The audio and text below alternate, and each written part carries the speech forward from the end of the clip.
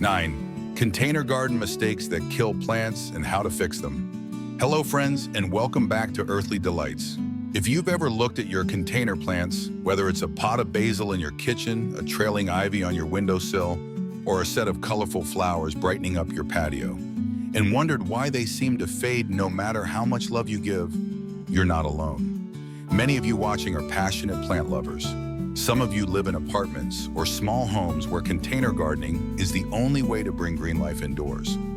Others are busy parents or retirees who find joy in tending a few pots of herbs, vegetables, or flowers outside. And some of you are just starting your gardening journey, hoping to create that peaceful, thriving corner of nature in your home. But here's the truth. Container gardening comes with its own set of challenges. The same pot that makes your space beautiful can also become a trap for your plant if handled the wrong way. Over the years, I've made the same mistakes myself, choosing the wrong soil, giving too much or too little water, and even placing plants in spots where the sunlight betrayed them. And I know how discouraging it feels to watch leaves turn yellow, stems droop, or roots rot away. That's why today's video is so important. I'm going to walk you through 9 container garden mistakes that quietly kill plants, and more importantly, how to fix them. Stick with me until the end, because each tip connects to the next, building a clear roadmap for healthier, happier plants. And before we dive in, don't forget to hit that subscribe button so you'll always have a gardening guide at your side here on Earthly Delights.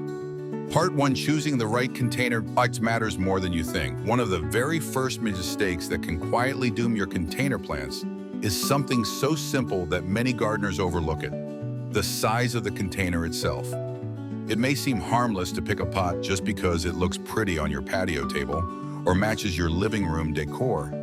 But for your plants, the wrong size is like living in a home that's either too cramped or far too empty. If the container is too small, the roots quickly run out of room to grow. They begin circling around and tangling themselves in a tight knot, a condition gardeners call root bound. When that happens, your plant can't absorb water or nutrients properly, no matter how faithfully you care for it. It's like trying to breathe with a belt tightened around your chest. Sooner or later, the plant gives up. On the other hand, a pot that's too large creates its own silent problem. The soil holds far more water than the roots can use, turning the mix heavy and soggy. Over time, this becomes the perfect breeding ground for root rot, leaving your plant weak, yellow, and gasping for life. So what's the sweet spot? A simple rule of thumb is to choose a container that's just 2 to 4 inches wider than the plant's current root ball. That space gives the roots room to expand without overwhelming them with excess soil. And no matter what pot you choose, drainage holes at the bottom are non-negotiable. Without them, even the best container size won't save your plant. Think of it this way: when you repot a small herb like basil, resist the temptation to jump straight from a starter pot into a massive tub. Instead, step up gradually. An 8-inch pot today, a larger one as the plant fills out. This way your plant adjusts naturally, and you'll notice a stronger, fuller, and greener appearance almost immediately. The right container size sets the stage for everything else that follows in your gardening journey. Part 2, poor drainage, the silent killer. Lurking in your pots. Now that we've talked about choosing the right container size, let's move on to another mistake that quietly destroys more container gardens than almost anything else: poor drainage. This is one of those issues that sneaks up on even experienced gardeners, because from the outside, everything looks fine. You've picked a healthy plant, placed it in a beautiful pot, and watered it with care. But weeks later, the leaves turn yellow. The stems start to droop, and when you check the roots, they're brown and mushy. What happened? The culprit is almost always trapped water. Plants love water, but they love oxygen just as much.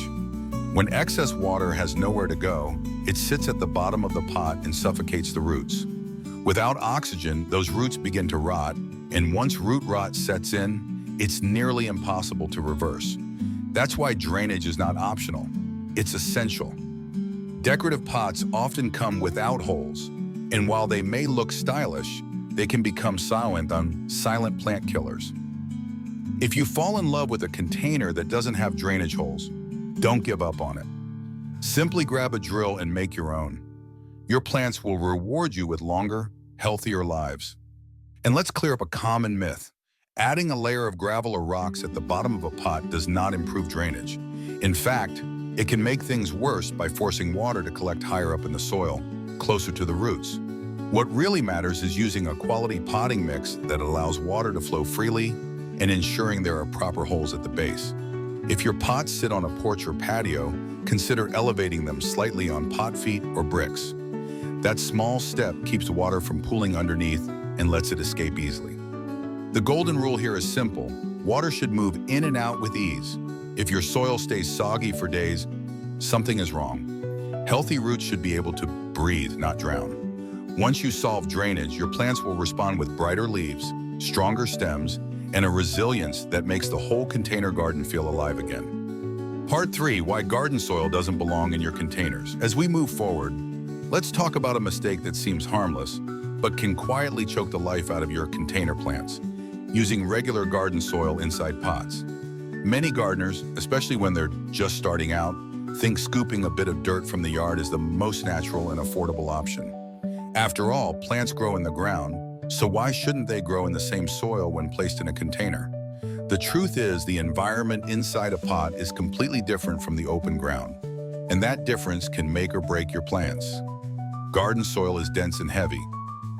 When packed into a container, it compacts even further, squeezing out the little air pockets that roots rely on to breathe. Without those tiny spaces filled with oxygen, the roots suffocate slowly, and you'll begin to notice stunted growth, yellowing leaves, or even sudden wilting. On top of that, garden soil holds onto water unevenly.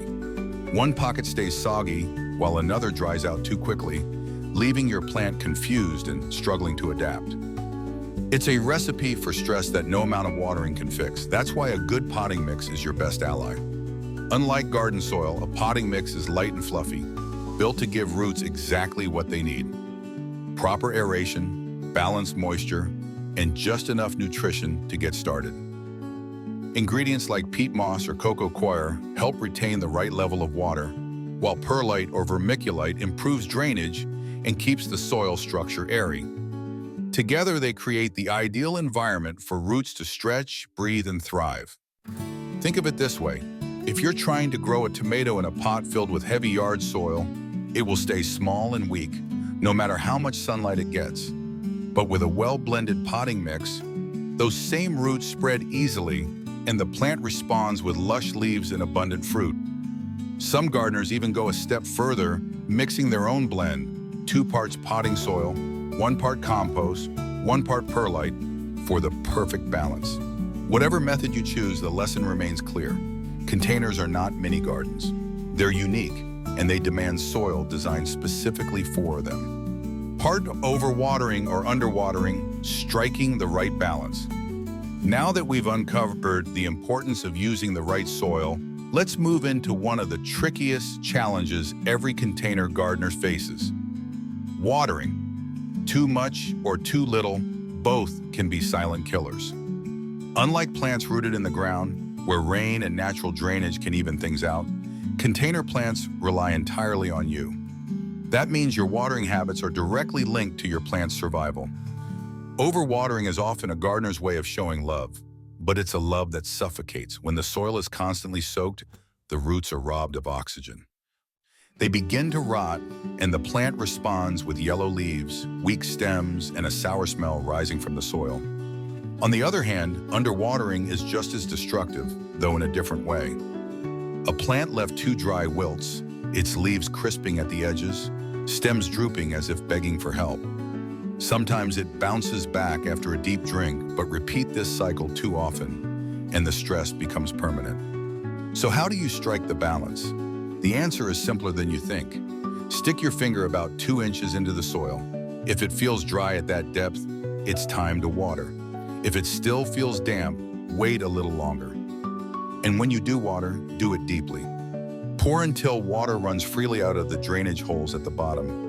That ensures the roots aren't just sipping from the surface, but are getting a nourishing drink all the way down. I remember when I first started with herbs on my kitchen windowsill.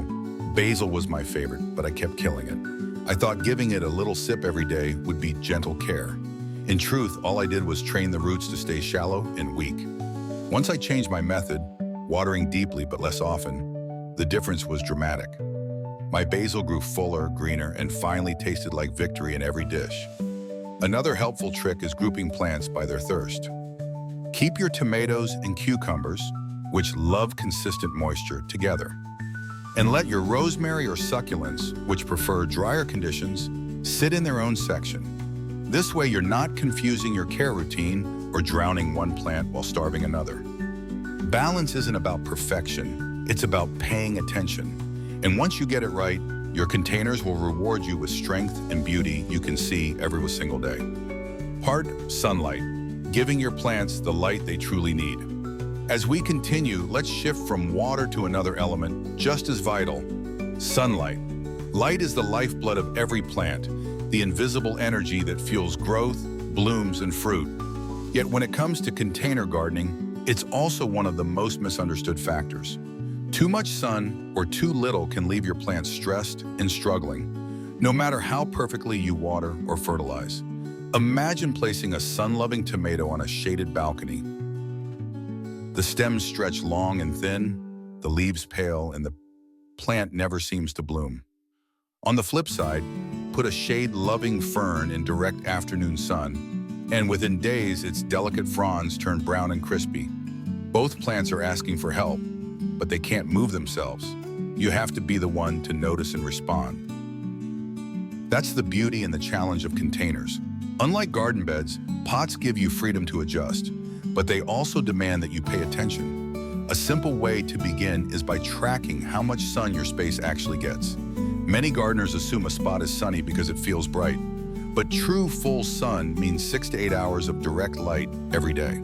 That's perfect for vegetables, herbs like basil, and flowers such as petunias. Partial shade, on the other hand, is 3 to 5 hours of light, and it suits greens like lettuce or delicate flowers like impatiens. Less than 3 hours? That's where your ferns, hostas, and shade-loving plants thrive. I once had a container of peppers that refused to grow. For weeks, they sat still, almost frozen. It wasn't until I realized they were only getting about 4 hours of sunlight each day on my patio that the truth clicked. I moved them just a few feet to a sunnier spot, and suddenly, they burst into life, leafier, stronger, and soon covered in blossoms. That tiny shift in light made all the difference. So let sunlight be your ally. Observe your space, honor your plant's needs, and don't be afraid to move a pot when something looks off.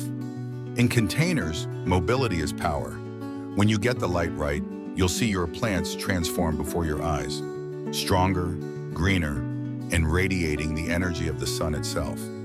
Part 6, feeding your plants. Why fertilizer isn't optional. Now that we've looked at water and light, let's talk about something that often slips through the cracks: feeding your plants. In the ground, roots can stretch far and wide, tapping into hidden nutrients buried deep in the soil. But in a container, your plants are limited to that small circle of mix you provided on planting day. Every time you water, some of those nutrients wash away, and before long, the soil inside that pot becomes an empty pantry. You'll know it's happening when your plants start strong and then stall. Leaves turn pale or yellow, growth slows to a crawl, and flowers either fade quickly or never appear. Many new gardeners assume something else must be wrong: too much water, not enough sun, but often the problem is simply hunger. Plants, just like us, can't thrive on water alone. They need food. The good news is that feeding container plants is straightforward. When you first pot them up, mixing in a slow-release fertilizer is like stocking the pantry with staples. These little pellets break down gradually, giving your plants a steady supply of nourishment. But because containers lose nutrients so quickly, that's not quite enough. I've found that adding a liquid fertilizer every 2 to 4 weeks during the growing season works wonders. Think of it like a quick snack between meals, an energy boost right when your plants are working hardest. If you're growing leafy greens, a nitrogen-rich formula will keep them lush and vibrant. For flowering plants or fruiting vegetables, look for one higher in phosphorus to encourage buds and blossoms.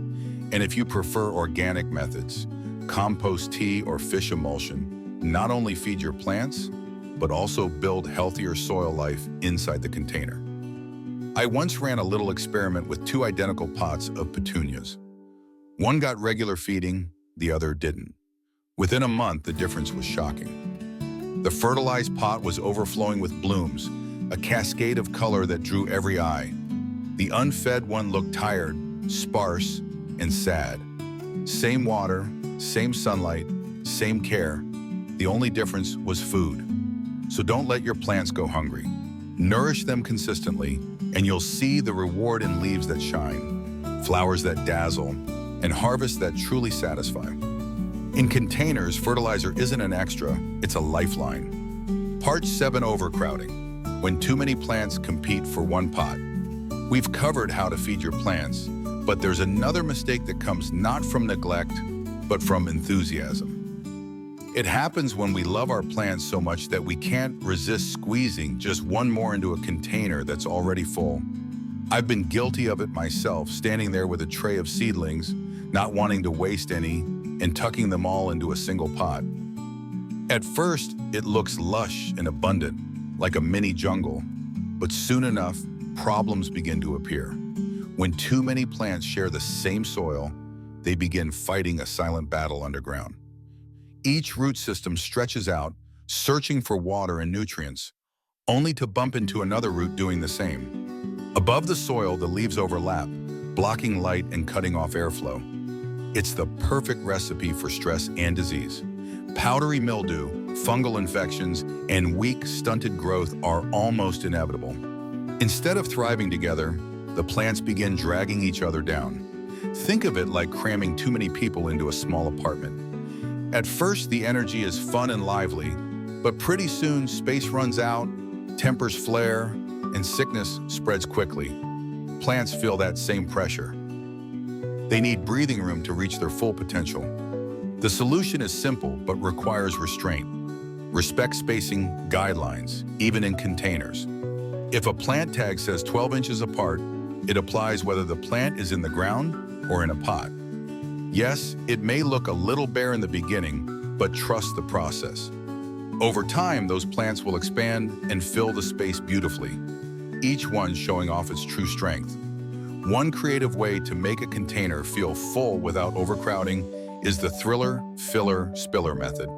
Choose one tall, dramatic plant for the center, a few medium-height fillers to surround it, and a trailing spiller to cascade down the sides. Each plant has its own role, its own space, and together they create a balanced arrangement that's both striking and sustainable. Overcrowding is born from excitement, but if you can resist the urge and give each plant the room it deserves, you'll discover that less really does lead to more. Your containers will reward you with healthier growth, brighter blooms, and a beauty that feels effortless. Part 8: forgetting to rotate, the secret to even, balanced growth.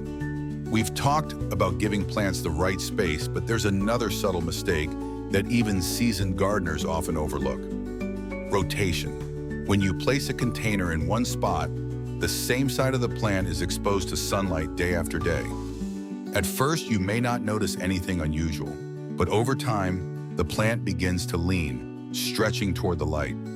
One side becomes lush and full, while the other side lags behind, thin and underdeveloped.